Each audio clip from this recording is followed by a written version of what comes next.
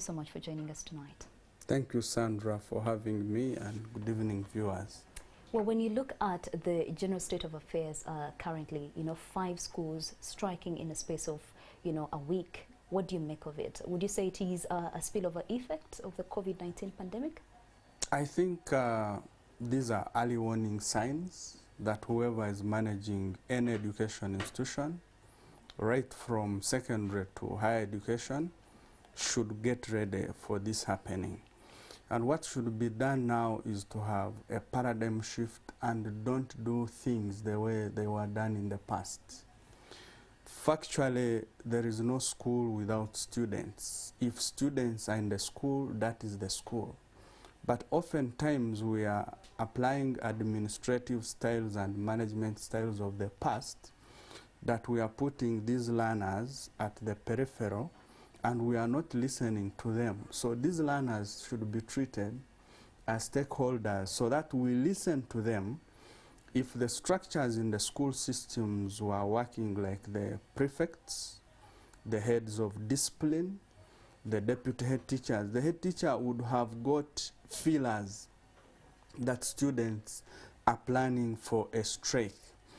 So it boils to 2 issues. One is the management and administration system of our institutions should prioritize listening. 2, but it also harbors issues of communication that sometimes is not clear.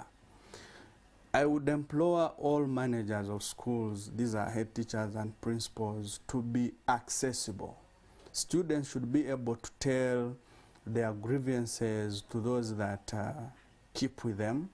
We should desist from using suggestion boxes in schools. It should be a complete cycle of sharing experience.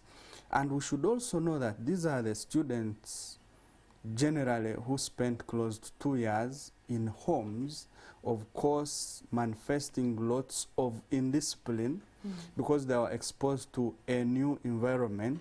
Some came back with a lot of changes, which changes we have not addressed as a country. And to be precise, we cannot plan for only the hardware component of education. We have to plan for the software issues of psychological, emotional, physiological needs of these students. Because some of them were saying, we want to watch a match, and the leaders are saying, you will not watch a match. But you know for sure that these learners, for the time they were at home, they were exposed to that environment. So if there were discussions on how to shift from the non-school issues to the school issues, they would have mitigated that. But also when we look at sports, it promotes teamwork. It exposes, so the issue is how... So in other words, what you're trying to say, it is very important for education institutions to sort of plan for maybe, just to use this word, transition, transition from the COVID-19 space of out of school and then back to school. So being able to set aside that time and say, okay, get into your football matches, go watch your football matches. Sandra and viewers listening to us, there should be a paradigm shift, or there should be a reset. When you use a computer for some time, you apply an antivirus, you reset it, meaning that the school administrators and those who are dealing with learners, the moment they return from their homes for all that time, they were supposed to reset the thinking, the handling, the administration, so that these learners are welcomed in a model that suits them to fit in the school system. And this means, therefore, that issues of psychosocial support, understanding them, learning them, treating the symptomatic issues. Some learners are stressed, you should know that. Some learners are naturally stubborn, coming from the families that are also from stubborn parents. Sometimes when you are punishing the learner, you are not punishing the learner, but you are punishing the parent. So the parent and the learner should be able to dialogue with the school to arrive at effective delivery of learning, teaching, and learning process. But going forward, fires have happened, unrest has taken place, Police has done investigations and published reports. Can we see those reports circulated and given to the Ministry of Education and stakeholders to pick lessons so that these stories are shared and learners are guided that when you do this, this is the repercussion. When you apply this, you might easily go out of school.